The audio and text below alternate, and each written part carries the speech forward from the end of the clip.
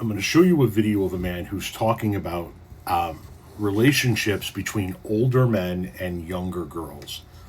And you see a handful of men try to make this argument, try to take this approach, which is, sure, now it's bad, but think about all the way back when, however many hundreds of years ago, and was it bad back then? And try to make this comparison as to, well, why all of a sudden is it bad now when it was perfectly fine back then? Who the fuck said it was perfectly fine back then? Who the fuck said it was okay for a 40-year-old to have intercourse with a teenager back then either? Because people are more liberated now and can speak up for themselves and have some type of voice is what makes the difference between now and then. That doesn't mean that it was any less traumatizing back then. Ladies and gentlemen, what you're going to see in this video is a man who is trying to figure out a way to get you to help him justify having intercourse with children. 40-year-old guy sleeps with a 15-year-old girl. Terrible, right? Rewind 200 years. 40-year-old guy sleeps with a 15-year-old girl. 100% normal. How is it trauma now and not trauma then? And mind you, like, this is not my statement. You have to pull an extreme example if we're going to talk about trauma to illustrate the concept, right? Mm-hmm. So if it's traumatic in one instance and not traumatic in another, then it means that we can basically change the cultural narrative that we're ascribing to our context and make it not traumatic. That makes sense. Right, which means it didn't matter.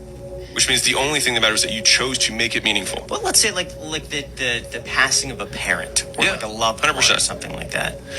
If we think, like, we feel like we have a narrative that says, if I don't mourn, it means I didn't care about them, right? Mm-hmm. That's a statement of belief.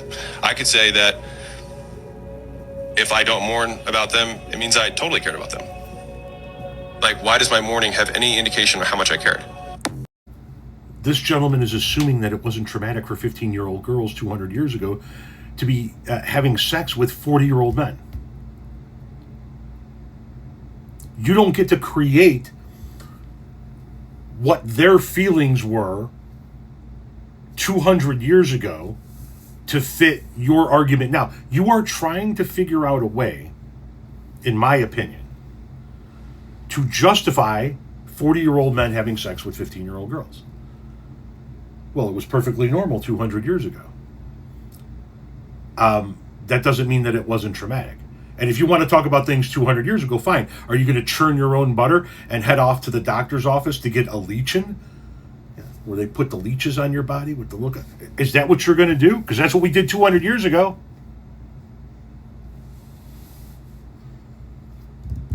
You're trying to figure out a way to have sex with 15-year-olds, man.